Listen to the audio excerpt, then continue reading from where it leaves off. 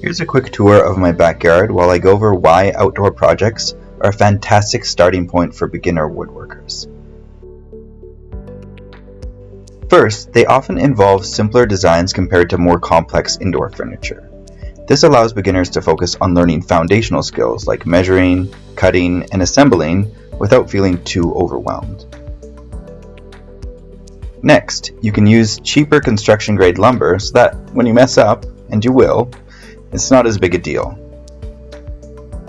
Which leads to learning from mistakes. Mistakes are a regular part of woodworking. Outdoor projects offer a more forgiving environment to learn from these mistakes. Outdoor projects also typically require a more basic set of tools. This makes it easier for beginners to acquire the necessary tools without a huge initial investment. So, what's your next outdoor project going to be?